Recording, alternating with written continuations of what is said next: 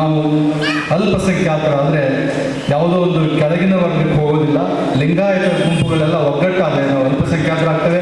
ಅಲ್ಪಸಂಖ್ಯಾತರಾದರೆ ನಮಗೆ ನಮ್ಮ ಮಕ್ಕಳಿಗೆ ನೌಕರಿ ಸಿಗ್ತದೆ, ಅಥವಾ ನಮ್ಮ ವ್ಯವಹಾರ ಮಾಡಲಿಕ್ಕೆ ಸಾಲ ಸಿಗ್ತದೆ, ಹಲವಾರು ಸೌಲಭ್ಯಗಳು ಸಿಗ್ತವೆ. ಕೆಲವೊಂದು ವರ್ಗದವರು ಮಾತ್ರ ಮೈನಾರಿಟಿನಲ್ಲಿ ಅನುಕೂಲಗಳನ್ನು ತಗೊಳ್ತಾ ಇದ್ದಾರೆ.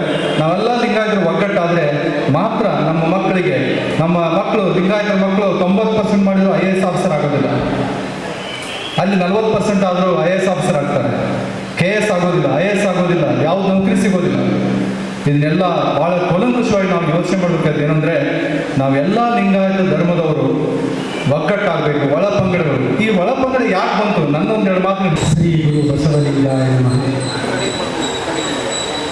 ಲಿಂಗಾಯತ ಒಳಪಂಗಡ ಒಕ್ಕೂಟದಿಂದ ಅಲ್ಪಸಂಖ್ಯಾತ ಲಿಂಗಾಯತರ ಮಾನ್ಯತೆಗಾಗಿ ಹೋರಾಟದ ವೇದಿಕೆಯಲ್ಲಿ ಸಭೆಯ ಹಿಂದೆ ಸಾನ್ನಿಧ್ಯವನ್ನು ವಹಿಸಿರುವಂಥ ಪರಮ ಪೂಜ್ಯರು ಆಗಿರುವಂಥ ಶ್ರೀ ಮನ್ನಿರಂಜನ ಜಗದ್ಗುರು ಡಾಕ್ಟರ್ ತೋಂಟದ ಸಿದ್ದರಾಮ ಮಹಾಸ್ವಾಮಿಗಳ ಪಾದಾರವಿಂದಗಳಿಗೆ ವಂದಿಸುತ್ತಾ, ಇಂದಿನ ಈ ಸಭೆಯ ಅಧ್ಯಕ್ಷತೆಯನ್ನು ವಹಿಸಿರುವಂಥ ಚಿಂತಾಮಣಿ ಸಿಂಧಿಗೆಯವರಲ್ಲಿ ಮತ್ತು ಮುಖ್ಯ ಅತಿಥಿಗಳಾಗಿ ಆಗಮಿಸಿರುವಂಥ ಯಾವತ್ತೂ ನಾನು ಬಂದಾಗ ಒಂದು ಕಾರ್ಯಕ್ರಮದಲ್ಲಿ ನೋಡ್ತಿರ್ತೀನಿ, ನಮ್ಮ ಸ್ಟೇಜ್ ಮೇಲೆ ರಾಜನ ಕೋರಿಯವರು ಇರ್ತಿರ್ತಾರೆ. ಅವತ್ತು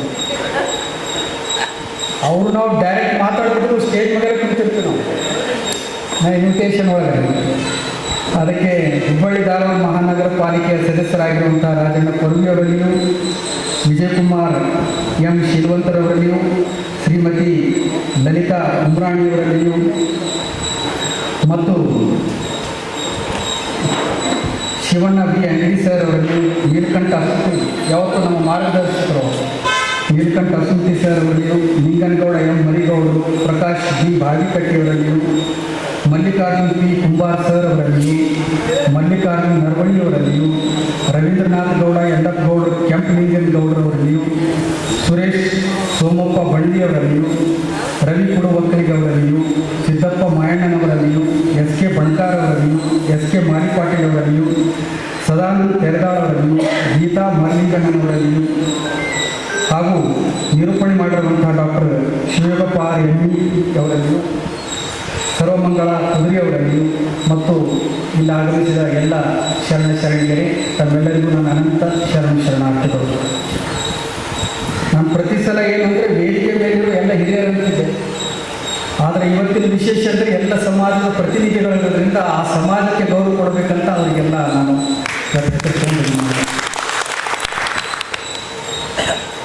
ಲಿಂಗಾಯತ ಅಲ್ಪಸಂಖ್ಯಾತರ ಬಗ್ಗೆ ಮಾತಾಡಬೇಕಂದ್ರೆ ಆಗಲೇ ಹಿಂದೆ ಒಮ್ಮೆ ನಾವು ಮಾತಾಡಿದ್ವಿ. ಮತ್ತು ನಿಮ್ಮ ಒಂದು ಇಂಟ್ರ್ಯಾಕ್ಷನ್ ಇರ್ತಲ್ಲ, ನೀವು ಪ್ರಶ್ನೆಗಳು ಕೇಳಿ ಸುಮಾರು ಅದು 1-2 ಗಂಟೆವರೆಗೆ ನಮ್ಮ ಅವ್ರದ್ದು ಒಂದು ಪ್ರಶ್ನೋತ್ತರಗಳ ಕಾರ್ಯಕ್ರಮ ಆಯಿತು. ಅದು ಬಹಳಷ್ಟು ಜನ ಅಲ್ಲಿ ತಮ್ಮ ಶಂಕೆಗಳನ್ನೆಲ್ಲ ದೂರ ಮಾಡಿಕೊಂಡ್ರು. ಇವತ್ತು ಲಿಂಗಾಯತದ ವಿಶೇಷತೆ ಸ್ವಲ್ಪ ಗೊತ್ತಾದರೆ ನಮಗೇನಾಗುತ್ತೆ ಅಂದರೆ ಲಿಂಗಾಯತ ಯಾಕೆ ತಗೊಳ್ಬೇಕು ಅನ್ನೋದು ಗೊತ್ತಾಗುತ್ತೆ. ನನಗೆ ವೀರಪ್ಪ ಮೊಯ್ಲಿಯವರು 2013ರಲ್ಲಿ ಅಖಿಲ ಭಾರತ ವೀರಶೈವ ಮಹಾಸಭೆ ಮನಮೋಹನ್ ಸಿಂಗ್ ಪ್ರಧಾನಮಂತ್ರಿ ಇದ್ದಾಗ ವೀರಶೈವ ಧರ್ಮಕ್ಕೆ ಮಾನ್ಯತೆ ಕೊಡಬೇಕಂತ ಒಂದು ಅರ್ಜಿ ಕೊಡಕ್ಕೆ ಹೋಗಿತ್ತು. ಶಾಮು ಶಿವಶಂಕರಪ್ಪನವರಿದ್ದರು, ಭೀಮಣ್ಣ ಖಂಡ್ರೆಯವರಿದ್ದರು, ಈಶ್ವರ್ ಖಂಡ್ರೆಯವರಿದ್ದರು, ಚಾಕೋತಿ ಅಂತಿದ್ದರು, N ತಿಪ್ಪಣ್ಣನವರಿದ್ದರು, ಅರವಿಂದ್ ಜತ್ತಿಯವರಿದ್ದರು, ನಾವು ಇದ್ವಿ. ಅಲ್ಲಿ ಹೋದಾಗ ಅವರು ವೀರಶೈವಕ್ಕೆ ಕೊಡ್ರಿ ಅಂದಾಗ ನಾನು ಒಂದು ಅರ್ಜಿ ಏನು ಮಾಡ್ತಿದ್ವಿ ಅಂದ್ರೆ ಅವ್ರ ಜೊತೆನೇ ಲಿಂಗಾಯತಕ್ಕೆ ಕೊಡ್ರಿ ಅಂತ ನಾವು ದಾಖಲೆಗಳ ಸಮೇತ ಕೊಟ್ಟಿದ್ವಿ. ನಾವು ಹೋಮ್ ಮಿನಿಸ್ಟ್ರಿ ಜೊತೆ ಮಾತಾಡಿದ್ವಿ. ಹೋಮ್ ಮಿನಿಸ್ಟ್ರಿ ಈ ಕಡೆ IAS ಆಫೀಸರ್ಗಳು ಕುಂತರು, ಕಾನೂನು ಸಲಹೆಗಾರ ಎಲ್ಲ ಕುಂತಿದ್ರು ಆ ಪಾರ್ಲಿಮೆಂಟ್ ಹೌಸ್ನಲ್ಲೇ, ಅಂದರೆ ಸಂಸತ್ತ ಭವನ ಅಲ್ಲ, ಹೋಮ್ ಮಿನಿಸ್ಟ್ರಿ ಆಫೀಸ್ನಲ್ಲೇ ಕುಂತಿದ್ವಿ. ಅಲ್ಲಿ ಬಸವಣ್ಣನ ಬಗ್ಗೆ ಕೇಳಿದ್ರು, ಎಲ್ಲ ಹೇಳಿದ್ವಿ, ಅನೇಕ ಪ್ರಶ್ನೋತ್ತರ ಕೇಳಿದ್ರು, ದಾಖಲೆಗಳು ಕೇಳಿದ್ಮೇಲೆ ರಾತ್ರಿ ನಮಗೆ ವೀರಪ್ಪ ಮೊಯ್ಲಿಯವರು ಅರ್ಜೆಂಟ್ ಕರೆ ಕೇಳಿದ್ರು ಎಲ್ಲರನ್ನ. ಅವತ್ತು ರಾತ್ರಿ ನಾವು ಹೋದ್ವಿ ಎಲ್ಲರೂ. ಹೋದಾಗ ವೀರಪ್ಪ ಮೊಯ್ಲಿಯವರಂದರು, ನಿಮ್ಮ ದಾಖಲೆಗಳು ಲಿಂಗಾಯತ ಅಂತ ಬರೆದು ಬಂದವ, ಮ್ಯಾಲ ಅರ್ಜಿ ಮಾತ್ರ ವೀರಶೈವ ಇದೆ, ಲಿಂಗಾಯತ ಬರ್ಬಿಡ್ರಿ ಮಾಡೇ ಬಿಡೋಣ, ಇಷ್ಟರಲ್ಲೇ ಜೈನ ಧರ್ಮ ಮಾಡ್ತಾ ಇದ್ದೀವಿ, ನಿಮ್ಮದು ಆಗಲಿ ಅದ್ರ ಜೊತೆಗೆ ಅಂತ. ಅದಕ್ಕೆ ಅವರೊಂದು ವೀರಶೈವ ಮಹಾಸಭೆಯವರು ತಮ್ಮ ಬಯಲಾದಲ್ಲಿ ಹೇಳಿದ್ರು. ಬಯಲಾದಲ್ಲಿ ಏನು ಬರೆದಿದ್ದಾರೆ ಅಂದರೆ, ವೀರಶೈವ ಅಂದರೂ ಒಂದೇ, ಲಿಂಗಾಯತ ಅಂದರೂ ಒಂದೇ, ಲಿಂಗಾಯತ ಅಂದರೂ ಒಂದೇ, ವೀರಶೈವ ಅಂದರೂ ಒಂದೇ, ವೀರಶೈವ ಲಿಂಗಾಯತ ಅಂದರೂ ಒಂದೇ, ಲಿಂಗಾಯತ ವೀರಶೈವ ಅಂತ ಇದೆ, ಹೀಗಾಗಿ ವೀರಶೈವ ಕೊಡ್ರಿ ಇದ್ರು. ನಿಮ್ಮ ಬಾಯ್ಲ ನಮ್ಗೆ ಬೇಕಾಗಿಲ್ಲ ಅಂದರು. ನೀವೇನು ದಾಖಲೆ ಕೊಡ್ತೀರಿ ಅದ್ರ ಮೇಲೆ ಆಗುತ್ತೆ, ಅದಕ್ಕೆ ಇದನ್ನು ಕೊಡ್ರಿ ಅಂತೇಳಿ ಅದನ್ನೊಂದು ಕಾಪಿ ಕೊಟ್ಟರು. ನೋಡ್ರಿ ನಿರೀಕ್ಷೆ ಅಂತ ಹೇಳಿ ಅವರು ಕುಂತಾಗ ಒಂದು ಮಾತು ಹೇಳಿದ್ರು, ಇದು ಏನಾದರೂ ಸ್ವತಂತ್ರ ಧರ್ಮ ಆಯಿತು ಅಂದರೆ ಮೊಟ್ಟ ಮೊದಲು ನಾನು ಲಿಂಗಾಯತ ಆಗ್ತೀನಿ ಅಂತ ಹೇಳಿದ್ರು. ಭಾಳ ಒಳಗಿನ ಮಾತು, ಫ್ರೀಯಾಗಿ ಮಾತಾಡಿದ್ರು ಅವತ್ತು. ನಮಗೆ ಎಂಥ ಧರ್ಮ ಇದೆಯಲ್ಲ ಅಂತ ನನಗನ್ನಿಸ್ತು ಅವ್ರ ಮಾತು ಕೇಳಿ. ನಾನೇನಾದರೂ ಲಿಂಗಾಯತ ಸ್ವತಂತ್ರ ಧರ್ಮ ಆದರೆ ಮೊಟ್ಟ ಮೊದಲು ನಾನು ಲಿಂಗಾಯತನಾಗ್ತೀನಿ ಅಂತ ಹೇಳಿದ್ರು. ಅವಾಗ ರಾತ್ರಿ ನಾನು ಗದಗಜ್ಜದವ್ರು, ಮೊದಲಿನವ್ರು ಗದಗಜ್ಜವ್ರಿಗೆ ಫೋನ್ ಮಾಡಿದ್ದೀನಿ. ಈಗ ರಿಪೋರ್ಟ್ ಅವ್ರಿಗೆ ಡೈಲಿ ಮಾಡ್ತಿದ್ದೆ ನಾನು. ಹೀಗಾಗಿ ಅವ್ರು ಲಿಂಗಾಯತ ಯಾಕೆ ನಾನು 3-4 ತಿಂಗಳು ಮನುಷ್ಯರಾಗಿ ಉಳಿದಿದ್ದಿಲ್ಲ ನಾನು. MM ಕಲ್ಬುರ್ಗಿಯವರು ಇದಾದ್ಮೇಲೆ, ನಂತರ ಅವ್ರು ಆದಮೇಲೆ ಎಲ್ಲಿ ಹೋಗೋದೇ ಬೇಡಪ್ಪ ಅನ್ನಂಗೆ ಆಗಿಬಿಟ್ಟಿತ್ತು ನನಗೆ. ರಾತ್ರಿ ಅವ್ರಿಗೆ ಹೇಳಿದ್ಮೇಲೆ ಮುಂದೊಂದು ಫಂಕ್ಷನ್ ಕರೆಸಿದ್ರು ಗದಗ ಮಠದಲ್ಲೇ. ಅವರಂದರು, ಒಂದು ವೇಳೆ ಲಿಂಗಾಯತ ಸ್ವತಂತ್ರ ಧರ್ಮ ಆದರೆ ನಾನು ಫಸ್ಟ್ ಧರ್ಮ ಲಿಂಗಾಯತ ಧರ್ಮ ಸ್ವೀಕಾರ ಮಾಡ್ತೀನಿ ಅಂತ. ಅಲ್ಲಿ ಕುಂತಾಗ ಮಾತಾಡಿದ್ರು. ಇದು ವಿಶೇಷ ಏನು ಅಂತಂದರೆ, ನಾವು ಹಿಂದೂ ಅಂದ್ವಿ ಅಂದ್ರೆ ಅಲ್ಲಿ ನಾವು ಶೂದ್ರಾಗಿ ನಮ್ಗೆ ಯಾವತ್ತೂ ಹೊರಗೆ ಇರ್ತಾರೆ. ಇವತ್ತು ನೀವು ನೋಡ್ರಿ, ರಾಷ್ಟ್ರಪತಿ ಇದ್ರು, ರಾಮನಾಥ್ ಕೋವಿಂದ್ ಇದ್ರು, ಅವ್ರನ್ನ ಇದರಲ್ಲಿ ಪೂರಿ ಜಗನ್ನಾಥ ದೇವಾಲಯ ಒಳಗಡೆ ಬಿಡಲಿಲ್ಲ ಅವರಿಗೆ. ಈಗಿನ ಕಾಲಕ್ಕೆ ಹೇಳ್ತಾ ಇದ್ದೀನಿ, ಅವಾಗಂತೂ ಭಾಳ ಇತ್ತು. ಅಷ್ಟೇ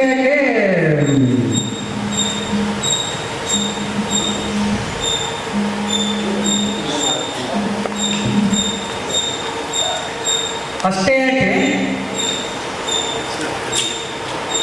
ಮುರ್ಮು ಈಗಿನ ರಾಷ್ಟ್ರಪತಿಗಳನ್ನ ಬಹಳಷ್ಟು ದೇವಸ್ಥಾನಗಳು ಹೊರಗಡೆ ಬಿಟ್ಟಿಲ್ಲ ಅವರಿಗೆ ಇವತ್ತಿಗೂ. ಕುರುಬರ ಕುಲಗುರುಗಳು ಈಶ್ವರಾನಂದ ಪುರಿ ಮಹಾಸ್ವಾಮಿಗಳು ಸಂಸ್ಕೃತ ಕಲ್ತರು, ಏನೇನೋ ವೇದಾಭ್ಯಾಸ ಮಾಡಿದ್ರು, ಎಲ್ಲ ಮಾಡಿದ್ರು. ಆದಿಚನ್ನಕೇಶವ ದೇವಸ್ಥಾನಕ್ಕೆ ಹೋದರು. ಕನಕದಾಸರ ಒಂದು ಕಾವ್ಯನಾಮದಲ್ಲಿ ಕೆಳಗೆ ಆದಿಚನ್ನಕೇಶವ, ಆದಿಕೇಶವ, ಆದಿಕೇಶವ ಆ ದೇವಸ್ಥಾನ ಹೆಂಗಿದೆ ಅಂತ ಹೋದರೆ ಅವ್ರಿಗೆ ಒಳಗೆ ಬಿಡಲಿಲ್ಲ ಇವತ್ತಿಗೂ. ಅವ್ರು ಹೊರಗೆ ಬಂದು ಹೇಳಿದ್ರು, ನನಗೆ ಈಗ ಬಸವಣ್ಣ ನೆನಪಾಗಿದೆ, ಬಸವಣ್ಣ ಈಗ ನೆನಪಾಗಿದೆ ನೋಡಿ, ಎಂಥ ಬಸವಣ್ಣ ಮಾಡಿದ್ರು. ಈಗಲೂ ನಮ್ಗೆ ಬಿಡೋದಾಗಿರೋದ್ರೆ ಬಸವಣ್ಣ ಆಗಿನ ಕಾಲಕ್ಕೆ ಹೆಂಗೆ ಮಾಡಿರ್ಬೇಕು ಅಂತ. ಒಂದು ವೇಳೆ ನಾನು ಇದರಲ್ಲಿ ಶೂದ್ರ ಆಗಿರ್ಲಿಕ್ಕೆ ನನಗೆ ಇಷ್ಟ ಇಲ್ಲ, ಅದಕ್ಕೆ ಲಿಂಗಾಯತ ಸ್ವತಂತ್ರ ಧರ್ಮ ಆದರೆ ನಾನು ಫಸ್ಟ್ ಲಿಂಗಾಯತ ಆಗ್ತೀನಿ. ಅದಕ್ಕೆ ಅಂಬೇಡ್ಕರ್ ಹೇಳಿದ್ರು, ಅವ್ರಿಗೆ ಲಿಂಗಾಯತ ಧರ್ಮದ ಬಗ್ಗೆ ಗೊತ್ತಿರಲಿಲ್ಲ. ನಾನು ಹಿಂದುವಾಗಿ ಹುಟ್ಟಿದ್ದೇನೆ, ಹಿಂದುವಾಗಿ ಸಾಯಲ್ಲ. ಯಾಕಂದರೆ ನಾನು ಹಿಂದುವಾಗಿ ಹುಟ್ಟಿದ್ರೆ ಮುಂದೆ ನನ್ನ ಮಕ್ಕಳು ಶೂದ್ರಾಗಿ ಉಳಿತಾರ, ಬೇಡ ಅಂತ. ಇದು ಒಂದು ಕಡೆ. ಎರಡನೇ ಪಾಯಿಂಟ್ ಒಂದು ಹೇಳಿದ್ರು, ಭಾಳ ನನಗೆ ಇಷ್ಟ ಆಗಿತ್ತು. ನೀವು ನೋಡ್ರಿ, ಕ್ರಿಶ್ಚಿಯನ್ ಧರ್ಮಗ್ರಂಥ ಬೈಬಲ್ ಇದೆ. ಬೈಬಲ್ ಯಾರು ಬರೆದ್ರು ಅಂದರೆ ಜೀಸಸ್ ಕ್ರೈಸ್ಟ್ ಸಂದೇಶಗಳಲ್ಲಿ ಬರೆದ್ರು. ಕುರಾನ್ ಯಾರು ಬರೆದ್ರು? ಮೊಹಮ್ಮದ್ ಪೈಗಂಬರು ದೇವರ ಸಂದೇಶ ಅಂತ ಹೇಳಿ ಅವ್ರು ಕೊಟ್ಟರು. ವೇದಗಳು ಯಾರು ಕೊಟ್ಟರು ಅಂದರೆ ಅದ್ರ ಒಳಗಡೆ ಅಪೌರುಷ ಅಂತ ಹೇಳಿದ್ರು, ಅದು ದೇವರ ಸಂದೇಶ ಅಂತ ಹೇಳಿದ್ದಾರೆ. ಆದರೆ ಅಲ್ಲಿ ಬರೋದು ಬರೀ ಸಪ್ತಋಷಿಗಳು, ಬ್ರಹ್ಮನ ಮಕ್ಕಳೇ. ಬ್ರಹ್ಮ ಇದ್ದಿದ್ದು ಊರು ಬರ್ಮ, ಈಗಿನ ಬರ್ಮ. ಈ ಬಾಲ್ಮೀಕಿ ಬರೀತಾರೆ ಪುಸ್ತಕದಲ್ಲಿ. ಬ್ರಹ್ಮನಿಗೆ 7 ಜನ ಮಕ್ಕಳು, ಅವರೇ ಸಪ್ತಋಷಿ. ಅವ್ರ ಮಕ್ಕಳು 49 ಆದರು, 49ರಿಂದ 300 ಜನ ಆದರು. ಅದಕ್ಕೆ ಅವ್ರು ಗೋತ್ರ ಅಂತ ಕರೀತಾರೆ ಬ್ರಾಹ್ಮಣರನ್ನು. ವೇದಗಳು ಬರೀ ಅವರೇ ಹೇಳಿದ್ದಲ್ಲ, ಅಂದರೆ ಬ್ರಾಹ್ಮಣರ ಧರ್ಮಗ್ರಂಥ ಅವ್ರು ಹೇಳಿದ್ದಲ್ಲ. ಲಿಂಗಾಯತ ಧರ್ಮಗ್ರಂಥ ಯಾವುದು? ವಚನ ಸಾಹಿತ್ಯ. ಇದು ಬರೆದವರು ಯಾರು ಅಂದರೆ ಕುಂಬಾರ ಗುಂಡಯ್ಯ, ಅಂಬಿಗರ ಚೌಡಯ್ಯ, ಮಡಿವಾಳ ಮಾಜಿದೇವ್, ಮಾದಾರ ಚೆನ್ನಯ್ಯ, ಡೋಹಾರ ಕಕ್ಕಯ್ಯ,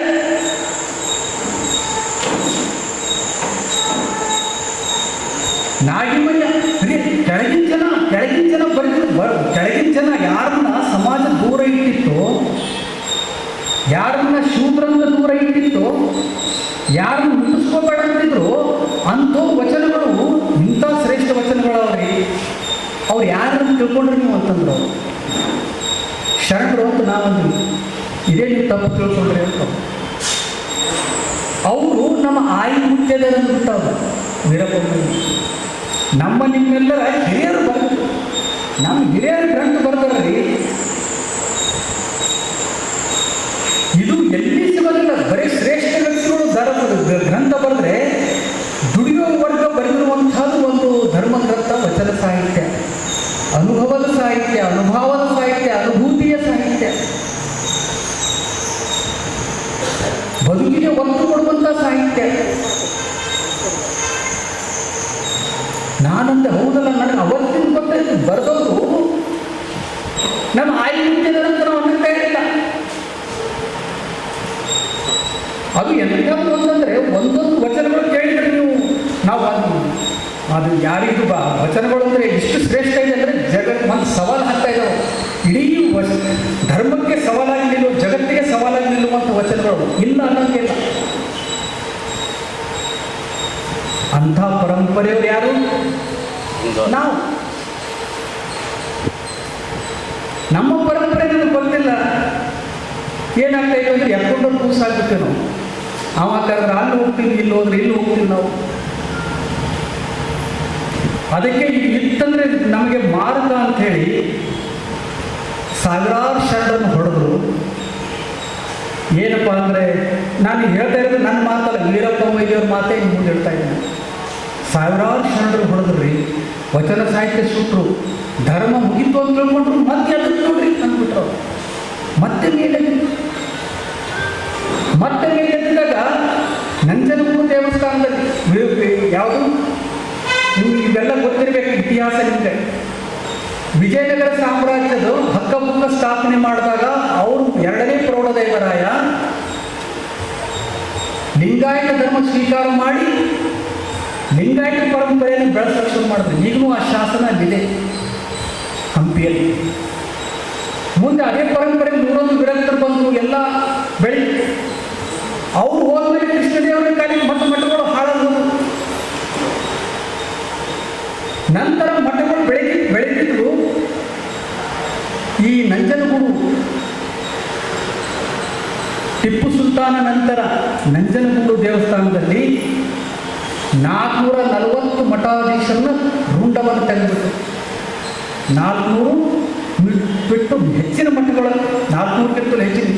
ಅದು ದಾಖಲೆ ಇದೆ, ಈಗಲೂ ದಾಖಲೆ ಇದೆ. ಅದು ರೈತರ ಚಳವಳಿ, ಅದು ದೊಡ್ಡ ಮಾತಾಡೋಬೇಡ ಅಂದರೆ ಕ್ರಾಂತಿ ಅವಾಗಾಗಿ ಮತ್ತೆ ಏನು ಅಂದರೆ ಸ್ತಬ್ಧ ಆಗಬೇಕು. ನೀವು ಒಂದು ವೇಳೆ ಉಳಿಬೇಕಾದ್ರೆ ನಿಮ್ಮ ಮಠದಾಗ ವೈದಿಕ ಮಂತ್ರ ಹೇಳಿದ್ರೇ ವಚನ ಹೇಳೋದಿಲ್ಲ. ಹೀಗಾಗಿ ಮೈಸೂರು ಕಡೆ ಎಲ್ಲ ಏನಂದರೆ ವೈದಿಕ ಪರಂಪರೆನೇ ಹೆಚ್ಚು ಮಂತ್ರ ಅನ್ನೋದು ಇವೆಲ್ಲ. ಯಾಕಂದರೆ ಆಗ ಕಂಡೀಷನ್ ಆಗ್ತದೆ. 4ನೇ ಚಿಕ್ಕ ದೇವರಾಜ ಅರಸ ಅಂತ ಇದ್ದ, ಅವ್ರ ಮಂತ್ರಿ ವಿಶಾಲಕ್ಷ ಪಂಡಿತ ಇಷ್ಟೆಲ್ಲ ಮಾಡಿಸ್ಬಿಟ್ಟಾವ. ಇದು ಒಂದೈತೆ. ಈಗಲೂ ಅಷ್ಟೇ ವಚನ ದರ್ಶನ ಅಂತ ನಮ್ಮ ಮೇಲೆ ಪ್ರಹಾರ ಮಾಡ್ತಾ ಇದ್ದಾರೆ. ಅನೇಕ ಸಲ ಈ ವಚನ ಇದನ್ನು ತುಳಿಬೇಕು ಇವತ್ತಿಗೂ ನಡೀತಾ ಇದೆ. ಇವತ್ತಿಗೂ ಇಂದಿಗೂ ಈಗಲೂ ನಡೀತಾನೆ ಇದೆ. ವೀಣಾ ಬನ್ನಕ್ಕೆ ಹೇಳ್ತಾಳೆ, ನಾನು ಹೇಳಬೇಡ, ಇಂಥದ್ರಲ್ಲಿ ಇನ್ನೂ ಲಿಂಗಾಯತ ಬದುಕಿದೆಯಲ್ಲ, ಅದು ಎಷ್ಟು ಶ್ರೇಷ್ಠ ಇರಬೇಕು, ಅದನ್ನು ತಪ್ಪು ಎಂತಿರಬೇಕು ಅಂತ. ಅದಕ್ಕೆ ಬಸವಣ್ಣ ಹೇಳ್ಯಾರ, ಸ್ಥಾವರ ಕಳಿಬಿಟ್ಟು ಜಗಮ ಕಳಿಬಿಟ್ಟು. ಶರಣರು ಸತ್ಯ ನುಡಿದಿದ್ದಾರೆ. ಶರಣರು ನುಡಿದ ವಿಚಾರಧಾರೆಗಳು ಇನ್ನೂ ಅವು ಜೀವಂತ. ಅವು ಏನು ಮಾಡಿದ್ರು ಅಳಿಸಂಗಿಲ್ಲ. ಯಾವುದೇ ಧರ್ಮದ ಮೇಲೆ ಪ್ರಹಾರ ಆಗಿದ್ದು ನೋಡಿದ್ರೆ, ಲಿಂಗಾಯತ ಧರ್ಮದ ಮೇಲೆ ಪ್ರಹಾರ ಆಗಿದ್ದು ನೋಡಬೇಕಾದ್ರೆ ಬೇರೆ ಯಾವ ಧರ್ಮದಲ್ಲಿ ಇಷ್ಟು ಪ್ರಹಾರ ಆಗಿದೆ. ಇಷ್ಟೊಂದು ಮುಗಿದು ಸಮಾಧಿ ಆಗಬೇಕಾಗಿತ್ತು, ಆದರೂ ಸಮಾಧಿ ಆಗಿಲ್ಲ. ಮತ್ತೆ ಹೇಳ್ತಾ ಇದೆ, ಅದು ಸಮಾಧಿ ಅಲ್ಲ, ಅದು ಮತ್ತೆ ಒಂದು ದೊಡ್ಡ ಮತ್ತೆ ಬೃಹದಾಕಾರವಾಗಿ ಬೆಳೀತಾ ಇದೆ. ಇದು ನಮ್ಮ ಪರಂಪರೆ. ಅವ್ರು ಹಾಗೆ ಅಂದರು, ನಮ್ಮ ಸಮಾಜ ನೋಡ್ರಿ, ನಮ್ಮದು ಒಂದು ಜನಾಂಗ ಅಂತಂದ್ರು. ಮತ್ತೆ ನನಗೆ ತೋಳ್ತೀನಿ, ಮತ್ತೆ ಅವ್ರವ್ರು ಬೇಡ. ನಾನೇನಿದ್ದೀನಿ, ನನ್ನ ಕ್ಯಾಸ್ಟ್ ಇಷ್ಟು ಬಿಟ್ಟರೆ ಏನಿದೆ ಹೇಳಿ ನನ್ನ ಪರಂಪರೆ. ನಿಮ್ಮ ಲಿಂಗಾಯತ ಪರಂಪರೆ ನನಗೆ ಗೊತ್ತೇನೋ ಬಿಟ್ಟರು. ನಮ್ಮಲ್ಲಿಯೂ ಮಾದಿಗ ಇದ್ದಾನೆ, ನಿಮ್ಮಲ್ಲಿಯೂ ಮಾದಿಗ ಇದ್ದಾನೆ, ನಮ್ಮಲ್ಲೂ ಕುಂಬಾರ ಇದ್ದಾನೆ, ನಿಮ್ಮಲ್ಲೂ ಕುಂಬಾರ ಇದ್ದಾನೆ, ನಮ್ಮಲ್ಲೂ ಕುಂಬಾರ ಇದ್ದಾನೆ, ಹಿಂದೂಗಳಲ್ಲಿ ಲಿಂಗಾಯತಲ್ಲೂ ಕುಂಬಾರ ಇದ್ದಾನೆ. ಆದರೂ ವ್ಯತ್ಯಾಸ ಅಲ್ಲಿ ಶೂದ್ರ ಬೆಳಿಲತ್ತನ, ಇಲ್ಲಿ ಏನಪ್ಪ ಅಂದರೆ ಅವನು ಲಿಂಗಾಯತನಾಗಿ ಬೆರಿಲಕತ್ತನ. ನಮಗೂ ಅವ್ರಿಗೆ ಲಿಂಗಾಯತನ ತೆಗೆದು ಕರ್ನಾಟಕದ ತೆಗೆದು ಅಂದ್ರೆ ನಾವು ನಮ್ಗೆ ಏನಿಸ್ತದೆ, ನೀವು ಒಂದು ಸ್ವಲ್ಪ ವಿಚಾರ ಮಾಡಿ ನೋಡೋಣ. ಒಂದು ಕ್ಷಣಕ್ಕೆ ನಾವು ಲಿಂಗಾಯತರಲ್ಲ, ಒಂದು ಕ್ಷಣಕ್ಕೆ ನಾವು ಲಿಂಗಾಯತರಲ್ಲ, ಬರೀ ಏನಂತನು ಹಿಂದೂ ಅಂತನು. ಹಿಂದೂದಲ್ಲಿ ಯಾವುದು ಬ್ರಾಹ್ಮಣ, ಕ್ಷತ್ರಿಯ, ವೈಶ್ಯ, ಶೂದ್ರ. ನಾವು ಬ್ರಾಹ್ಮಣರನ್ನ ಸೇರ್ತೀವಿ. ಈಗಲೇ ನೋಡ್ರಿ, ರಾಮಾನಂದ ಕೋವಿಂದ ಒಳಗೆ ತಗೊಳ್ಳಿಲ್ಲ, ಮುರುಮುರು ತಗೊಳ್ಳಿಲ್ಲ, ಈಶ್ವರಾನಂದ ಪುರಿ ತಗೊಳ್ಳಿಲ್ಲ. ಕ್ಷತ್ರಿಯರಂತಿವೆ, ವೈಶ್ಯರಂತಿವೆ, ಕಡಿ ನಮ್ಗೆ ಇಲ್ಲಿ ಕೂಡದೆ. ಇವ್ರದ್ದು ಏನು ಇತಿಹಾಸ ಇಲ್ಲ, ಏನಿಲ್ಲ. 4ನೇ ವರ್ಗದವ್ರು ಇತಿಹಾಸ ಏನೇನು ಬರೀ ದುಡಿಯೋರು ಅಷ್ಟೇ. ಆದರೆ ನಮ್ಮದೇ ಆದ ಸಾಹಿತ್ಯ, ನಮ್ಮದೇ ಧರ್ಮ ಗ್ರಂಥ, ನಮ್ಮದೇ ವೈಶಿಷ್ಟ್ಯ, ನಾವು ವಿಭಿನ್ನವಾಗಿ ಕಾಣಕ್ಕಾದ್ರೆ ಜಗತ್ತಿಗೆ ನಾವು ಏನಂತ ಗೊತ್ತಾಗ್ತಾ ಇದ್ದೀವಿ. ಸರ್ವಜ್ಞ ಹೇಳಿದ್ದಾನೆ, ಇದು ನೀವು ವಿಶಿಷ್ಟ. ಅದಕ್ಕೆ ನಾನು ಏನಪ್ಪ ಅಂದರೆ ಲಿಂಗಾಯತ ಆಗಿ ನಾನು ಇಷ್ಟಪಡ್ತಾ ಇದ್ದೀನಿ. ಮೊದಲು ಲಿಂಗಾಯತ ಆಯ್ತಂದ್ರೆ ನಾನು ಲಿಂಗಾಯತನಾಗ್ತೀನಿ. ಇದು ಅದಕ್ಕೆ ಒಂದಿಷ್ಟು ಸಮಯ ನಾವು ಸಮಾಜಕ್ಕೆ ಅರ್ಪಿಸ್ಕೊಂಡು ನಮ್ಮ ಸಂಸಾರ ನಮ್ಮ ಜೊತೆ ಅದನ್ನೇ ನಮ್ದು ನಡೆದಿರುತ್ತೆ. ಅಟ್ಲೀಸ್ಟ್ ನಮ್ಮ ಸೋಷಿಯಲ್ ಮೀಡಿಯಾದಾಗಲಿ, ಎಲ್ಲರೇ ಆಗಲಿ, ನಮ್ಮ ಮನೆಗಾಗಲಿ, ಏನಾರೇ ಈ ಶರಣ ಪರಂಪರೆಯನ್ನು ಬೆಳೆಸುವಂಥದ್ದು, ಉಳಿಸುವಂಥದ್ದು, ಪ್ರಚಾರ ಮಾಡುವಂಥದ್ದು ಒಂದು. ಇವಾಗ ಇನ್ನೊಂದು ತರ್ತೀನಿ ನಾನು. ನಮ್ಮ ಬಸವ ತತ್ವದವರಿಂದಲೂ ಸ್ವಲ್ಪ ಮಿಸ್ಟೇಕ್ ಆಗಿದೆ. ಬಸವಣ್ಣ ಹಿಡ್ಕೊಂಡು ಮಾಡೋಣಂತಲ್ಲ, ನಮ್ಮ ಮದುವೆಗಳೇ ಬಸವ ತತ್ವ ಪ್ರಕಾರ ಇದು. ಮೊದಲು ಮನೆಯಲ್ಲಿ ಮದುವೆ ಫಿಕ್ಸ್ ಆದಮೇಲೆ ಅದು ಯಾರೇ ಮನೆಯವರು, ಅದು ಯಾವುದೇ ಜಾತಿಯವರು ಇರಲಿ, ನಾನು ನೋಡಿದ್ದೀನಿ ಫಸ್ಟ್ ಅವ್ನು ಹೋಗ್ಬೇಕಾಗಿದ್ದು ಅಪ್ಪನ ನಮ್ಮ ಮಾದಾರ್ಜನೆ ಹೊಲೆಯ ಮನೆಗೆ ಹೋಗ್ತಾವ.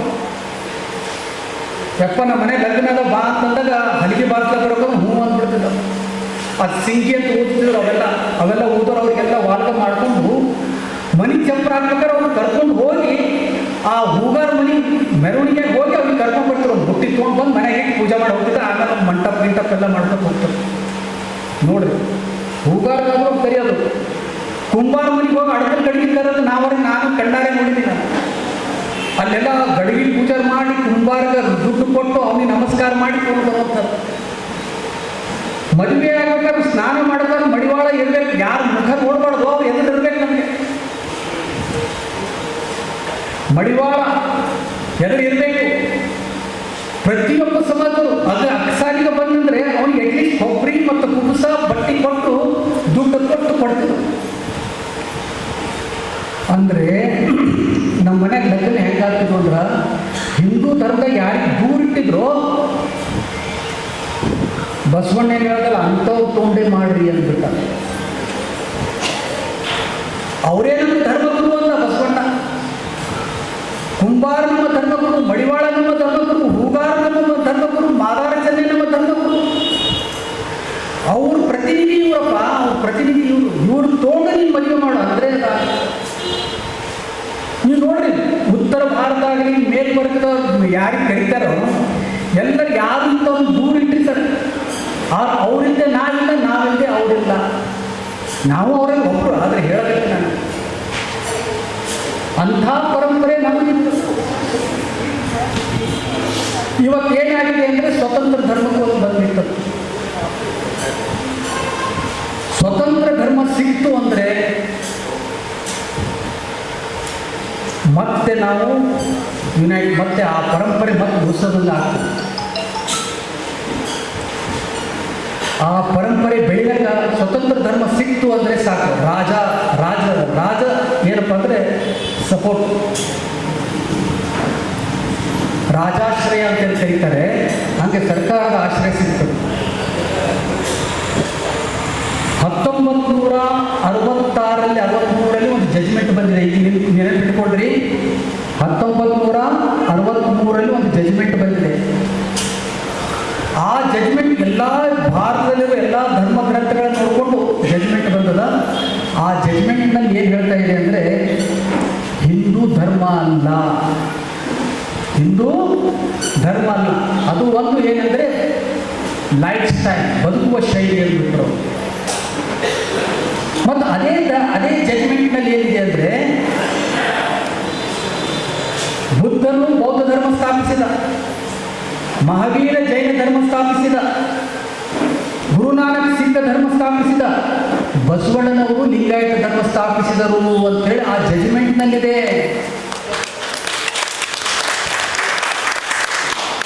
ಇದು ಗೊತ್ತಿಟ್ಕೋಬೇಕು, ನಿಮ್ಗೆ ಕಾನೂನು ಗೊತ್ತಿರಲಿ. 1963 ಜಜ್ಮೆಂಟ್ ಕಾಪಿ ಇದೆ, ನನ್ನ ರೂಲಿಂಗಲ್ಲಿ ಇದೆ, ನನ್ನ ಸರ್ಕಾರಕ್ಕೆ ಅದೇ ಪ್ರಸ್ತಾವನೆ ಇದೆ. ಹಿಂದೂ ಅನ್ನೋ ಧರ್ಮ ಅಲ್ಲ, ಅದೇ ಆಧಾರ ಮೇಲೆ ಮೋದಿ ಸಹಿತ ಹೇಳ್ತಾರೆ ನಾನು ಹಿಂದೂ ಅಲ್ಲ. RSS ಸರ್ಸಂಘ ಚಾಲಕ ಹೇಳ್ತಾ ಇದ್ದಾರೆ, ಇಲ್ಲ ಹಿಂದೂ ರಿಲಿಜನ್ ಇಲ್ಲ, ಅದೊಂದು ಬದುಕುವ ಶೈಲಿ ಅಂತ ಎಲ್ಲರೂ ಅದನ್ನೇ ಹೇಳ್ತಾ ಇದ್ದಾರೆ. ಎಲ್ಲವನ್ನು ತೆಗೆದು, ಎಲ್ಲ ಸಾಹಿತ್ಯವನ್ನು ತೆಗೆದು ನೋಡಿ ಕೊನೆಗೆ ಏನು ನಿರ್ಧಾರ ಬಂತು ಸುಪ್ರೀಂ ಕೋರ್ಟ್ನಲ್ಲಿ ಅಂದರೆ, ಹಿಂದೂ ಅನ್ನೋದು ಧರ್ಮ ಅಲ್ಲ, ಅದೊಂದು ಬದುಕುವ ಶೈಲಿ. ಅದೇ ಜಜ್ಮೆಂಟ್ನಲ್ಲಿ ಗೌತಮ ಬುದ್ಧ ಬೌದ್ಧ ಧರ್ಮ ಸ್ಥಾಪಿಸಿದ, ಮಹಾವೀರನು ಜೈನ ಧರ್ಮ ಸ್ಥಾಪಿಸಿದ, ಗುರುನಾನಕ ಸಿಖ್ ಧರ್ಮವನ್ನು ಪ್ರಾರಂಭಿಸಿದ, ಬಸವಣ್ಣನವರು ಲಿಂಗಾಯತ ಧರ್ಮ ಸ್ಥಾಪಿಸಿದರು. ಅದೇ ಸುಪ್ರೀಂ ಕೋರ್ಟ್ ಜಜ್ಮೆಂಟ್, ಅದೇ ಜಜ್ಮೆಂಟ್ ಆಧಾರದ ಮೇಲೆ 1964ರಲ್ಲಿ ಸಿಖ್ ಧರ್ಮಕ್ಕೆ ಲಿಂಗಾಯತ ಸ್ವತಂತ್ರ ಧರ್ಮ ಕೊಟ್ಟರು. ಅದೇ ಜಜ್ಮೆಂಟ್ ಕಾಪಿ ಮೇಲೆ, ಆ ಜಜ್ಮೆಂಟ್ ಕಾಪಿ ಆಧಾರದ ಮೇಲೆ ಸಿಖ್ ಧರ್ಮ ಕೊಟ್ಟರು. 2013ರಲ್ಲಿ ಇದೇ ಜಜ್ಮೆಂಟ್ ಕಾಪಿ ಮೇಲೆ ಜೈನ ಧರ್ಮ ಕೊಟ್ಟರು. ಇದೇ ಜಜ್ಮೆಂಟ್ ಆಧಾರದ ಮೇಲೆ ಬೌದ್ಧ ಧರ್ಮ ಕೊಟ್ಟಿದ್ದಾರೆ. ಈಗ ನಾವು ಕೇಳ್ತಾ ಇದ್ದೀವಿ, ಮತ್ತು ಆ ಜಜ್ಮೆಂಟ್ ಆಧಾರದ ಮೇಲೆ ನಮಗೆ ಯಾಕೆ ಕೊಡಬಾರ್ದು, ಕೊಡ್ರಿ.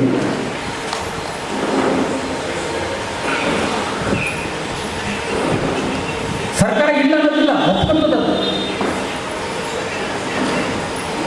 ಅನೇಕ ದಾಖಲೆಗಳು ಯಾಕಂದ್ರೆ ಒಂದೇ ನಾನು ಇರ್ತೀನಿ ಸಾಕು. ಅದರಲ್ಲೆಲ್ಲ ಹಿಂದೆ ಜನಗಣತಿ ಒಳಗೆ ಇದ್ದಿದ್ದು, ಮೈಸೂರು ಮಹಾರಾಜ್ಯದಲ್ಲಿ ಜನಗಣತಿ ಆಗಿತ್ತು 1871ರಲ್ಲಿ.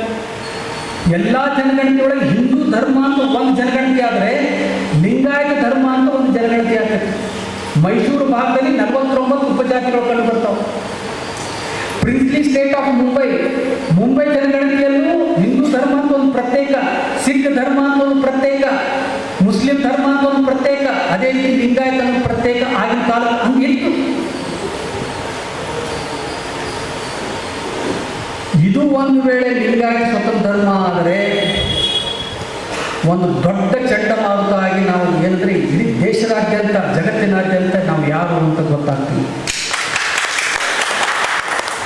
ಇದು ನಮ್ಮ ಅಸ್ತಿತ್ವ ಉಳಿಸೋದಷ್ಟೇ ಅಲ್ಲ, ನಮ್ಮ ಅಸ್ತಿತ್ವವನ್ನು ಬೆಳೆಸ್ತದದು. ಸರ್ವಜ್ಞ ಹೇಳಿದ್ದಾನೆ, ಸರ್ವಜ್ಞ ಆಗಿನ ಕಾಲಕ್ಕೆ ಹೇಳಿದ್ದಾನೆ, ಎತ್ತಿಲ್ಲದ ಬಂಡಿ ಒತ್ತೊತ್ತಿ ಬರುವಾಗ ಸುತ್ತೆಲ್ಲ ರಾಜಕೀಯವಾಯಿತು ಸರ್ವಜ್ಞ. ಅವು ಬರೀ ಎತ್ತಿನ ಗಾಡಿ ಮೇಲೆ ಓಡ್ತಿದ್ರು. ಸರ್ವಜ್ಞ ಅವಾಗ ಹೇಳಿದ್ರು ನೋಡ್ರಿ, ಎತ್ತಿರ್ಲಾರ್ದ ಬಂಡಿ ಬರ್ತಾವ, ಈ 4 ವೀಲರ್ ಬರ್ತಾವಲ್ಲ, ಎತ್ತಿಂದ ಬಂಡಿ ಒತ್ತೊತ್ತಿ ಬರುವಾಗ ಸುತ್ತೆಲ್ಲ ರಾಜಕೀಯವಾಯಿತು ಸರ್ವಜ್ಞ. ಕಾಗಿಯ ಬಳಗ ಕೂಗಾಡಿ ಕರೆಯುವಾಗ ಸುತ್ತೆಲ್ಲ ರಾಜಕೀಯವಾಯಿತು ಸರ್ವಜ್ಞ. ಅದೇ ಸರ್ವಜ್ಞ ಹೇಗೆ ಹೇಳಿದಾನೆಂದರೆ, ಬಸವ ಪೀಠವು ಎದ್ದು ವಸದು ನಾಣ್ಯಮ ಹುಟ್ಟಿ ಜಗದೋಳು ಬಸವ ಮುದ್ರೆ ಮೆರೆದಾವು, ವಶವಾಗದಿರುವುದೇ ಧರೆಯವನಿಗೆ ಸರ್ವಜ್ಞ ಅಂತ. ಬಸವ ಪೀಠ ಹೇಳೋದ್ರೆ ನಮ್ಮ ನಿಮ್ಮ ಹೃದಯದಲ್ಲಿ ಬಸವಣ್ಣ ಎತ್ತಿದ್ದಾನೀಗ. ಬಸವ ಪೀಠವು ಎದ್ದು ವಸದು ನಾಣ್ಯ ಹುಟ್ಟಿ, ಬಸವಣ್ಣ ಹೆಸರ ಮೇಲೆ 5 ರೂಪಾಯಿ ನಾಣ್ಯಗಳು ಬಂದು, ಬಸವ ಪೀಠವು ಎದ್ದು ವಸದು ನಾಣ್ಯ ಹುಟ್ಟಿ ಜಗದೋಳು ಬಸವ ಮುದ್ರೆ ಮೆರೆದವು ಅಂದ್ರೆ ಬಸವಣ್ಣ ಬಸರಿ ಜಗತ್ತಿನಾದ್ಯಂತ ಮೆರಿತಾವಂತ. ವಶವಾಗದಿರುವುದೇ ಧರೆಯವನಿಗೆ ಸರ್, ಅವನಿಗೆ ಜಗತ್ತು ವಶ ಆಗಲೇಬೇಕು, ಆಗ್ತದೆ. ಅದು ಇವತ್ತೇ ಆಗಲಿ ಅಂತ ನಾವು ಆಸೆ ಮಾಡಿದ್ರೆ ನಾವು ನೋಡ್ತೀವಿ ಕಣ್ಣಾರೆ ಅಷ್ಟೇ. ಇವತ್ತು UN ಬಸವಣ್ಣ ಗೊತ್ತಾದ್ರೆ ಸಾಕು, ಇವತ್ತು ಲಂಡನ್ನಲ್ಲಿ ಬಸವಣ್ಣ ಮೂರ್ತಿ ಕುಂತಿದೆ. ಅಮೇರಿಕಾದಲ್ಲಿ ಒಂದು ಸ್ಟೇಟ್ದವ್ರು ಏನು ಮಾಡಿದ್ದಾರೆ, ಬಸವ ಜಯಂತಿಯನ್ನು ಇಡೀ ಸ್ಟೇಟ್ದವ್ರು ಆಚರಿಸಿದ್ದಾಗಿ ಗವರ್ನರ್ ಓಕೆ ಕೊಟ್ಟಿದ್ದಾನೆ. ಮತ್ತೆ ಅಷ್ಟೇ ಯಾಕೆ, ವರ್ಲ್ಡ್ ಮ್ಯೂಸಿಯಂ ಮ್ಯಾನಿಟೋಬಾ ಅಂತಿದೆ ಕೆನಡಾದಲ್ಲಿ. ಇಡೀ ಜಗತ್ತಿನ ದಾರ್ಶನಿಕರದ ಒಂದು ಇದು ಇದೆ, ಮ್ಯೂಸಿಯಂ ಇದೆ. ಬಸವಣ್ಣವ್ರು ಇರಲಿಲ್ಲ, ಆ ರಿಪೋರ್ಟ್ ನಾನೇ ಕೊಡೋದು ನನ್ನ ಭಾಗ್ಯ ಸಿಗ್ತದೆ. ಸಂಧ್ಯಾ ಅಂತವರು ಅಮೇರಿಕಾದಲ್ಲಿ ಲಂಡನ್ ಕೆನಡಾದಲ್ಲಿ ಇರ್ತಾರೆ, ಅವ್ರ ಕೈಯಿಂದ ಆಯಿತು. ಇವಾಗ ವರ್ಲ್ಡ್ ಮ್ಯೂಸಿಯಂ ಮ್ಯಾನಿಟೋಬಾದಲ್ಲಿ ಬಸವಣ್ಣನವರು ಒಂದು ಇಟ್ಟು ಬಿಟ್ಟಿದ್ದಾರೆ.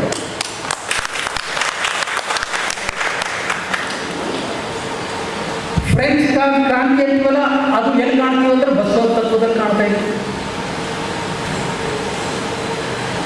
ರಷ್ಯನ್ ರೆವಲ್ಯೂಷನ್ ಅಂತೀವಿ, ಇಲ್ಲಿ ಕಾಣ್ತಾ ಇದೆ. ಏನು ಜಗತ್ತಿನ ಏನೇನಿದೆಯಲ್ಲ ಅದೆಲ್ಲ ಇಶುಕಟ್ಟು ಮಾಡ್ರಿ, ಅದೆಲ್ಲ ಬಸವ ತತ್ವದಲ್ಲಿ ಕಾಣ್ತಾ ಇದೆ. ಈಗಿನ ಆಧುನಿಕ ಡೆಮೋಕ್ರಸಿ ಅದರಲ್ಲಿ ಕಾಣ್ತಾ ಇದೆ. ಅಂತ ಕೊಟ್ಟೋರು ಯಾರು ಅಂದ್ರೆ ನಾವು, ಜಗತ್ತಿಗೆ ಕೊಟ್ಟೋರು ಯಾರು, ಪಾರ್ಲಿಮೆಂಟ್ ಕೊಟ್ಟೋರು ಯಾರು, ನಾವು ಅಂದರೆ ಶರಣರು. ಮಡಿವಾಳ ಮಾಚಿದೇವ, ಅಂಬಿಗರ ಚೌಡಯ್ಯ, ಕುರುಬ ಕೊಲ್ಲಾಳೇಶ, ಕುಂಬಾರ ಮುಂಡಯ್ಯ, ಎಲ್ಲ ಶರಣರು ಸೇರಿ ಜಗತ್ತಿಗೊಂದು ಪಾರ್ಲಿಮೆಂಟ್ ಕೊಟ್ಟವರು ನಾವು. ಅಂಥ ಶ್ರೇಯಸ್ಸು ನಮಗಿದೆ. ಇಂಥ ಧರ್ಮ ಉಳಿಸ್ಬೇಕಾ ಬೇಡ, ನೀವೇ ಹೇಳ್ತಾ ಇದ್ದೀರ.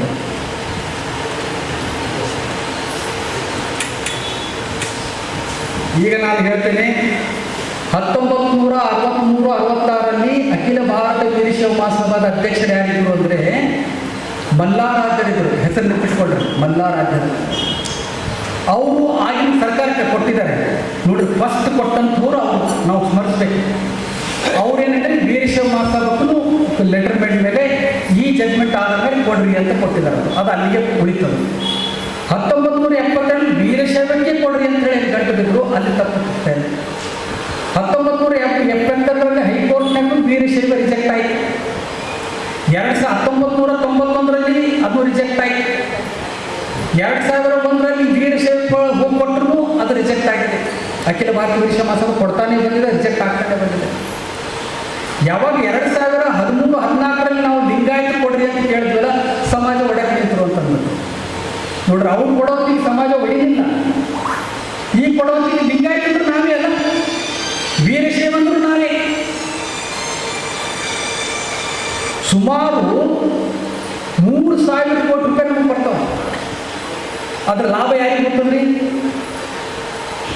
ಲಿಂಗಾಯತ ಸಮಾಜಕ್ಕೆ ಹೋಗೋದಲ್ಲದೆ ಸಿಂಹ ಏನಿದೆ ಪಾಲು ಮಠಾಧೀಶರು ಹೋಗ್ತಾವೆ, ಮಠಗಳಿಗೆ ಹೋಗ್ತಾವೆ.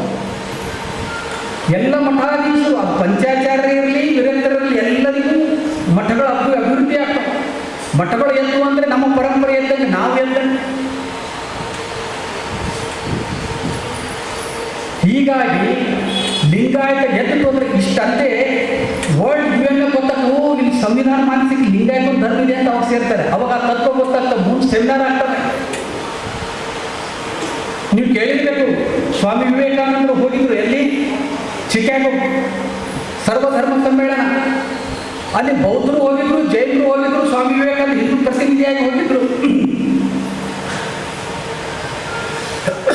ಒಂದು ವೇಳೆ ಲಿಂಗಾಯತ ಇತ್ತು ಅಂದರೆ ನಾವು ಹೋಗಿದ್ವಿ.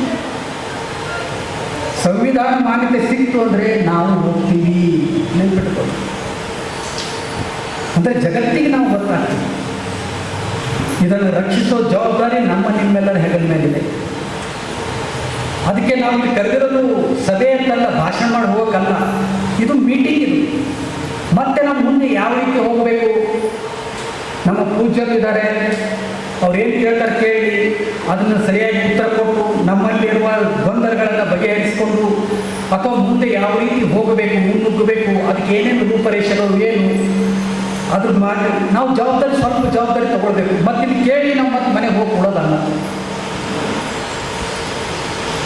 ಇನ್ನೂ ಒಂದು ಹೇಳ್ತೇನೆ, ನಮ್ಮ ಸಿದ್ದರಾಮಯ್ಯನವರಿಗೆ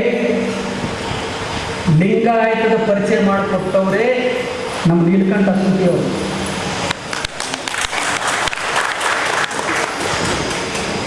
ಬೆಳಗಾವದಾಗ ಅಧಿವೇಶನ ನಡೆದಿತ್ತು. ಚಿಂತಾಮಣಿಯವ್ರು ನಾನು ಫೋನ್ ಮಾಡಿದ್ರು, ನೀವು ಬರೀ ನಾ ಹೇಳ್ತಿದ್ದೆ ಸಿದ್ದರಾಮಯ್ಯವ್ರು ಮುಟ್ಟಿಸ್ಬೇಕು ನೋಡ್ರಿ, ಬಸವಣ್ಣ ಅಂದರೆ ಭಾಳ ಅಭಿಮಾನ ಇದೆ, ಮುಟ್ಟಿಸ್ಬೇಕು ಅಂತಂತಿದ್ದೆ. ಹುಬ್ಳಿಗೆ ಬಂದಾಗ ನಮ್ಮ ಚಿಂತಾಮಣಿಯವರು ಅವ್ರ ಮನೆಗೆ ಕರ್ಕೊಂಡು ಹೋಗಿದ್ರು. ಒಂದು ದಿವ್ಸ ಕೊಡೋನಲ್ಲ, ಮಸ್ತ್ ಚಂದ ಪರ್ಸ್ನಲಿ ಒಂದು ಅರ್ಧ ತಾಸು ಕೊಡ್ತೀನಿ ಕೊಡೋನು ಅಂತಂದ್ರು ಅವರು. ಆಯಿತು ಅಂತಂದ್ರೆ ಇಲ್ಲ ಇಲ್ಲಿ ಬೆಳಗಾವಿಗೆ ಅಡ್ಮಿಷನ್ ಬರ್ರಿ ಅಂದ್ರೆ ನಾನು ಅನಿವಾರ್ಯ ಏನೋ ಆಗಿ ನಾನು ಬರೋಕ್ಕಾಗ್ತಿಲ್ಲ. ಚಿಂತಾಮಣಿಯವ್ರದ್ದು ಒಂದು ಇದು ಇತ್ತು, ಏನು ಅಂದರೆ ಟ್ರಾನ್ಸ್ಪೋರ್ಟ್ ಇತ್ತು, ಕೊರಿಯರ್. ಅದ್ರ ಮುಖಾಂತರ ಅರ್ಜಿಗಳೆಲ್ಲ ಬರೋ ದಾಖಲೆ ಸಮೇತ ಕಳಿಸ್ದೆ. ಅವಾಗ ನಮ್ಮ ಪ್ರಭು ಶೆಟ್ಟರು, ಬಾಪು ಗೌಡರು, ನೀಲಕಂಠ ಸೂಟಿಯವರು ಮತ್ತು ಚಿಂತಾಮಣಿಯವರೇ ಕರ್ಕೊಂಡೋಗಿ ನನಗೆಲ್ಲ ರಿಪೋರ್ಟ್ ಮಾಡ್ತಿದ್ರು ಫೋನಲ್ಲಿ. ಅವ್ರಂದ್ರಂತೆ ಲಿಂಗಾಯತ ಧರ್ಮ ಇದೆ ಅಂತ ಕೇಳಿದ್ರಂತೆ. ಇವೆಲ್ಲ ದಾಖಲೆಗಳು ನೋಡಿದಾಗ ಹೌದಲ್ಲ ಅಂತ. ನಿಮ್ಮ ಹಕ್ಕಿತ್ತಂದ್ರೆ ತಗೊಳ್ರಿ ಅಂದರು. ಲಿಂಗಾಯತ ಅನ್ನೋದು ಧರ್ಮ ಅಂತ ಇದ್ದಿದ್ದು ಸಿದ್ದರಾಮಯ್ಯವ್ರಿಗೆ ಗೊತ್ತಿರಲಿಲ್ಲ. ದಾಖಲೆ ಸಮೇತ ನೋಡಿದಾಗ ಅವ್ರ ತಲೆಯಲ್ಲಿ ತುಂಬಿದ್ದು ಯಾರು ಅಂದರೆ ಶ್ರೇಯಸ್ಸು ಅಂದರೆ ನಮ್ಮ ನೀಲಕಂಠ ಸೂಟಿ ಸರ್ ಅವರಿಗೆ, ಚಿಂತಾಮಣಿಯವರಿಗೆ, ಬಾಪುಗೌಡರು, ಪ್ರಭು ಶೆಟ್ಟರು, ಹೀಗೆ ಇದ್ರೆ ಆಗಿತ್ತು. ಆ ಟೀಮ್ಗೆ ಶ್ರೇಯಸ್ ಸಲ್ಲಿಸ್ತು. ಅಖಿಲ ಭಾರತ ವಿಶ್ವ ಮಹಾಸಭಾ ಶಾಮು ಶಿವಶಂಕರಪ್ಪನವ್ರ ಬರ್ತ್ಡೇ ಅರಮನೆ ಮೈದಾನದಲ್ಲಿ ಇದ್ದಾಗ ಈಶ್ವರ್ ಖಂಡ್ರೆ ಹೇಳಿದ್ರು, ಅವ್ರಿಗೊಂದು ಗಿಫ್ಟ್ ಕೊಡ್ಬೇಕು ನೋಡ್ರಿ ಅಂದರು. ಏನಂತ ಕೇಳಿದ್ರು ಸಿದ್ದರಾಮಯ್ಯನವರು, ವೀರಶೈವ ಧರ್ಮಕ್ಕೆ ಮಾನ್ಯತೆ ಕೊಡಿಸ್ಬಿಟ್ರೆ ಸಾಕು ಅಂತಂದ್ರು.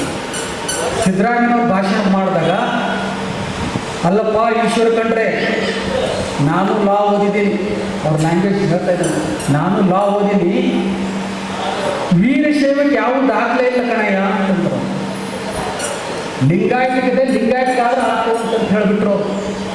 ಅದು ತಲೆ ಹೊಕ್ಕಿಸ್ಕೊಂಡ್ರೆ ಯಾರಂದ್ರೆ ಇಲ್ಲ ಅದನ್ನು ನೋಡ್ರಿ ಎಲ್ಲರೂ. ನೀವು ಹುಬ್ಳಿ ಜನಾಂಗ, ಹುಬ್ಳಿಯವರೇ ತುಂಬಿರಿ ಅಂತ ಹೇಳ್ತಾರೆ. ಅದಾದ್ಮೇಲೆ ನೆಕ್ಸ್ಟ್ ಒಂದು ಎಕ್ಸ್ಪ್ಲನೇಷನ್ ಗುಲ್ಬರ್ಗ ಕಳಿಸೋರು. ಕಾಂತರಾಜ್ ಬೋಸ್, ಕಾಂತರಾಜ್ ಅಂತ ಹೇಳಿ ಅರಸು, ಅದು ಚಿಂತಾಮಣಿ ಹೆಸರ ಮೇಲೆ ಇತ್ತು. ಅದ್ರ ಪ್ರತಿನಿಧಿಯಾಗಿ ಹೋಗಿ ನಾನು ಹೇಳಿದೆ, ನೀವು ಹೆಂಗೆ ಧರ್ಮ ಅಂತೀರಂದ್ರೆ ಅವ್ರು ಜಜ್ಮೆಂಟ್ ಕೊಟ್ಟೆ. ಆದರೆ ನಮ್ಮ ಕಡೆಗೆ ಬರೋಲ್ಲ. 2C ಅಂಡರ್ ಮಾಡಬೇಕಾದ್ರೆ ನಾವು state government has to give recommendation to the central government, ಅಲ್ಲಿಂದ ಬರ್ತದೆ ಅಂತ ಹೇಳಿದರು. ಪ್ರತಿ ಸಲ ವೀರಶೈವ ರಿಜೆಕ್ಟ್ ಆದರೆ ಸಿದ್ದರಾಮಯ್ಯನವ್ರು ಮೊದಲು ಮುಖ್ಯಮಂತ್ರಿ ಆದಾಗ ಏನು ಕಳಿಸಿದ್ವಿ ಅದು ರಿಜೆಕ್ಟ್ ಆಗಿಲ್ಲ. ಕೆಲವೊಂದು ಡೌಟ್ಗಳು ಇಟ್ಟು ಕಳಿಸಿದ್ದಾರೆ. ಈಗ ಅವು ಡೌಟ್ಗಳೆಲ್ಲ ಮಾಡಿ 300 ಪುಸ್ತಕ ರಿಪೋರ್ಟ್ ಆಗಿದೆ, ಮತ್ತೆ ಕಳಿಸ್ತೀವಿ. ನಿಮ್ಗೆ ಗೊತ್ತಿರಲಿ, ನಮ್ದು ರಿಜೆಕ್ಟ್ ಆಗಿಲ್ಲ, ಲಿಂಗಾಯತಕ್ಕೆ ರಿಜೆಕ್ಟ್ ಆಗಿಲ್ಲ, ಆದರೆ ಕ್ವೈರೀಸ್ ಹಾಕಿ ಕಳಿಸಿದ್ದಾರೆ. ಇದಕ್ಕೆ ಉತ್ತರ ಕೊಡ್ರಿ, ಅಂಥವಕ್ಕೆಲ್ಲ ಉತ್ತರ ಕೊಟ್ಟಿದ್ದೀವಿ. ಅದಕ್ಕೆ ನಾನು ಯಾಕೆ ಹೇಳ್ತಾ ಇದ್ದೀನಿ ಅಂದರೆ, ನೀವು ಸಮಾಜದ ಒಂದು ಅಂಗ, ನಾವು ಬೇರೆ ಅಲ್ಲ, ನೀವು ಬೇರೆ, ನಾವು ಮಾಡೋದ್ರಿಂದ ನಂದಲ್ಲ, ನೀವು ನಮ್ಮದು ನಮ್ಮ ಸಲಹೆ ಮಾಡ್ತಾ ಇದ್ದೀವಿ. ಆದ್ದರಿಂದ ಇದು ನಿಮಗೂ ಗೊತ್ತಿರಲಿ ಏನೇನು ನಡೆದಿದೆ ಅಂತ ಹೇಳಿ. ಆದ್ದರಿಂದ ಇದು ಜೈನ ಧರ್ಮೀಯರು ಸುಮ್ಮನೆ ಕುಂತು ಆಗತ್ತ ಆದಮೇಲೆ ಗೊತ್ತಾಯ್ತು. ನಾವು ಇಲ್ಲಿ ಮಾಡಿ 10 ಜನರಿಗೆ ಹೇಳಿ ಏನು ಮಾಡ್ತೀವಿ, ಅದನ್ನ ಪಬ್ಲಿಕ್ ಮಾಡಿ ಅದನ್ನು ಯಾರು ಕಲ್ಲು ಹಾಕಿಸ್ಕೊಂಡ್ಬಿಡ್ತೀವಿ ನಾವೇ.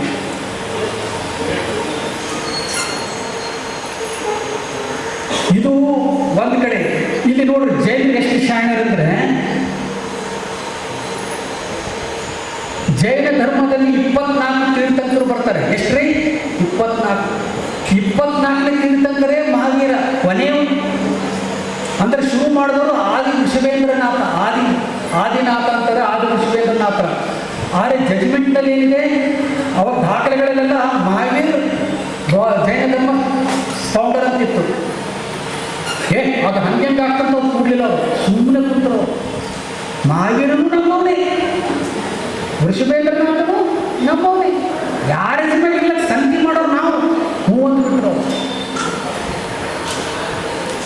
ಸಿಖ್ ಧರ್ಮಕ್ಕೆ ಏನಿತ್ತು ಅಂದರೆ ಇನ್ನೊಂದು ಹೆಸರಿದೆ, ಖಾಲ್ಸಾ. ನಮ್ಮಲ್ಲಿ ಹೆಂಗೆ ಲಿಂಗಾಯತ ವೀರಶೈವ ಇದೆಯಲ್ಲ, ಸಿಖ್ ಧರ್ಮ ಖಾಲ್ಸಾ, ಅವ್ರು ಖಾಲ್ಸಾ ಕೊಡ್ರಿ ಅಂತ ಹೋದ್ರು. ಆದರೆ ಅದು ಆಗಲ್ಲ ಗೊತ್ತಾಗಿ ಮಾಡೋದು, ಸುಮ್ಮನೆ ಬೇಡ, ಸಿಕ್ಕಿಗೆ ಸಿಗಲಿಲ್ಲ. ಸಿಕ್ಕದ ಆ್ಯಕ್ಚುಲಿ ಹೆಸರಿರೋದು ಖಾಲ್ಸಾ ಪಂಥ. ಕಾನೂನಲ್ಲಿ ಸಿಕ್ಕಿದ್ದಕ್ಕೆ ಅದೇ ಕೊಡ್ರಿ, ನಾವು ಅದನ್ನೇ ತೊಗೊಂಡ್ರಾಯ್ತು, ಎಲ್ಲರೂ ತೊಗೊಂಡ್ಬಿಟ್ಟು ನೋಡ್ರಿ. ನಮ್ಮಲ್ಲಿ ಹಾಗಿಲ್ಲ. ಲಿಂಗಾಯತ ಆದ್ರೂ ವೀರಶೈವರು ಬೆನಿಫಿಟ್ ತೊಗೊತಾರೆ, ಲಿಂಗಾಯತರು ಬೆನಿಫಿಟ್ ತೊಗೊತಾರೆ. ಅದಕ್ಕೆ ಲಿಂಗಾಯತ ಕಾನೂನುಗಳ ಲಿಂಗಾಯತ ಅವರಪ್ಪ ಅದು ತೊಗೊಂಡೇವು ಅಂದ್ರೆ ನೀವು ಉಳ್ತೀರಿ, ನಾವು ಎಲ್ಲರೂ ಬೆನಿಫಿಟ್ ತೊಗೊತೀವಿ, ಎಲ್ಲ ಇದಾಗ್ತಂತ ನಮ್ಮ ವಾದ. ನೀವು ಇದನ್ನ ಜನರಿಗೆ ಮುಟ್ಟಿಸುವಂಥ ಪ್ರಯತ್ನ ಮಾಡಬೇಕು. ಕೊನೆಗೆ ನಮ್ಮ ಮನೆಗೆ ನಮ್ಮ ಮಕ್ಕಳಿಗೆ ಹೇಳಿಸಿ ನಿಂದಿಸ್ಬೇಕು, ಇಷ್ಟಾದ್ರೂ ಮಾಡಬೇಕು. ನಮ್ಮಲ್ಲಿ ಈ ಕಡೆ ಕೇಳಿ ಈ ಕಡೆ ಬಿಟ್ಟು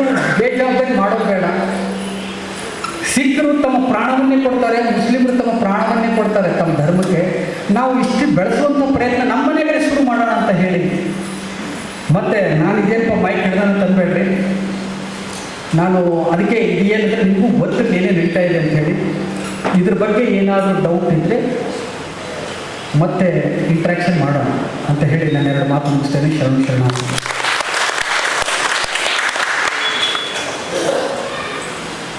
ಭಾಳ ಅತ್ಯುತ್ತಮವಾಗಿ ಉಪನ್ಯಾಸ ನೀಡಿದಂಥ ಪ್ರೊಫೆಸರ್ ಸಂಜಯ್ ಮಾಕಳವರಿಗೆ ಧನ್ಯವಾದಗಳು.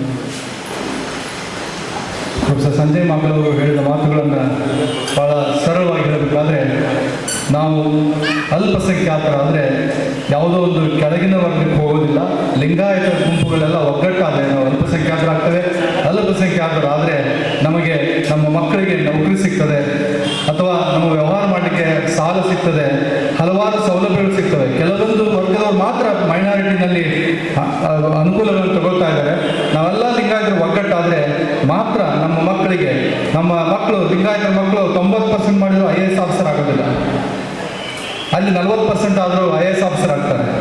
KS ಆಗೋದಿಲ್ಲ, IAS ಆಗೋದಿಲ್ಲ, ಯಾವ್ದು ನೌಕರಿ ಸಿಗೋದಿಲ್ಲ. ಇದನ್ನೆಲ್ಲ ಭಾಳ ಕೂಲಂಕುಷವಾಗಿ ನಾವು ಯೋಚನೆ ಮಾಡಬೇಕಾದ ಏನಂದರೆ, ನಾವೆಲ್ಲ ಲಿಂಗಾಯತ ಧರ್ಮದವರು ಒಗ್ಗಟ್ಟಾಗಬೇಕು. ಒಳಪಂಗಡಗಳು, ಈ ಒಳಪಂಗಡ ಯಾಕೆ ಬಂತು? ನನ್ನೊಂದೆರಡು ಮಾತನ್ನು ಹೇಳಬೇಕಾದ್ರೆ, ಒಳಪಂಗಡ ಹಿರಿಯರು ಏನು ಕಸುಬು ಮಾಡಿದ್ರು ಆ ಕಸುಬಿನ ಆಧಾರದ ಮೇಲೆ ಕುಂಬಾರಿಕೆ ಯಾರು ಮಾಡ್ತಾ ಇದ್ರು, ಕುಂಬಾರ. ವ್ಯವಹಾರ ಯಾರು ಮಾಡ್ತಾರೋ ಅವರು ವಾಣಿಜ್ಯಿಕ. ಒಕ್ಕಲತನ ಯಾರು ಮಾಡ್ತಾರೋ ಅವರು ಪಂಚಮಸಾಲ. ಇವನ್ನೆಲ್ಲ ಅವಲೋಕನ ಮಾಡಿ ನೋಡಿದರೆ ಯಾಕೆ ನಾವು ಜಾತಿ ಬೇರೆ ಲಿಂಗಾಯತ ಧರ್ಮದಲ್ಲಿ ಮತ್ತೆ ಯಾಕೆ ಜಾತಿ ಮಾಡ್ಕೋಬೇಕು? ಲಿಂಗಾಯತರು ಎಲ್ಲ ಒಂದೇ, ನಮ್ಮ ಕಸುಬುಗಳ ಆಧಾರದ ಮೇಲೆ ಬೇರೆ ಬೇರೆ ಆಗಿದ್ದೇವೆ. ಇನ್ನು ನಾವೆಲ್ಲ ಲಿಂಗಾಯತರು ಒಂದು ಅಂತಕ್ಕಂಥ ಭಾವನೆಯಿಂದ ನಾವೆಲ್ಲರೂ ಒಗ್ಗಟ್ಟಾದರೆ ಮಾತ್ರ ಲಿಂಗಾಯತ ಧರ್ಮ ಒಗ್ಗಟ್ಟಾದರೆ. ಹಿಂದೆ ಯಾರು ಹೆಗಡೆ ಅವರನ್ನು ಮಾತು ಹೇಳಿದ್ರು, ರಾಜಕಾರಣದಲ್ಲಿ ಕರ್ನಾಟಕದಲ್ಲಿರ್ತಕ್ಕಂಥ ಎಲ್ಲ ಲಿಂಗಾಯತರು ಒಗ್ಗಟ್ಟಾದರೆ ಕರ್ನಾಟಕವನ್ನು ಲಿಂಗಾಯತರು ಮಾತ್ರ ಆಳ್ತಾರೆ ಅಂತಕ್ಕಂಥದ್ದನ್ನು ನಾವು ಇವತ್ತು ನೆನೆಸ್ಕೊಳ್ಬೇಕು. ನಾವು ಒಗ್ಗಟ್ಟಾದರೆ, ಲಿಂಗಾಯತರನ್ನು ಎಲ್ಲರೂ ಒಗ್ಗಟ್ಟಾದರೆ ಮಾತ್ರ ನಾವು ಏನಾದರೂ ಸಾಧನೆ ಮಾಡಲಿಕ್ಕೆ ಸಾಧ್ಯ ಅಂತಕ್ಕಂಥ ಮಾತನ್ನು ಸಂಜಯ್ ಮಾಕಳವರು ತಮಗೆ ಸೂಕ್ಷ್ಮವಾಗಿ ತಿಳಿಸ್ಕೊಟ್ಟಿದ್ದಾರೆ. ನಾವೆಲ್ಲ ಸೂಕ್ಷ್ಮವಾಗಿ ದಿನನಿತ್ಯ ಒಬ್ಬರಿಗೊಬ್ಬರು ಹೇಳ್ತಾ, ನೀವು ಕಡಿಮೆ ಸಂಖ್ಯೆಯಲ್ಲಿ ನಾವು ಸೇರಿದ್ದೇವೆ, ಆದರೆ ನೀವು ಬಂದಂಥವರು ಉಳಿದವರಿಗೆ ಈ ಮಾಹಿತಿಯನ್ನು ತಿಳಿಸಿ ನಾವೆಲ್ಲರೂ ಅಲರ್ಟ್ ಆಗಬೇಕು, ಜಾಗೃತರಾಗಬೇಕು ಅಂತಕ್ಕಂಥದ್ದು. ಎಲ್ಲ ಲಿಂಗಾಯತದವರು ಸೇರಿ ನಾವು ಲಿಂಗಾಯತರು ಯಾರಂದರೆ ನಾವು ಲಿಂಗಾಯತರು. ನೀವು ಯಾರ ಬಗ್ಗೆ ಅಂತ ಮಾತಾಡಬಾರ್ದು. ನಾವು ಯಾರಂದ್ರೆ ನಾವು ಲಿಂಗಾಯತರು ಅಂತಕ್ಕಂಥ ಮಾತನ್ನು ಹೇಳಬೇಕು ಅಂತ ನಾನು ಮತ್ತೊಂದು ಮನವಿ ಮಾಡ್ಕೊಂತ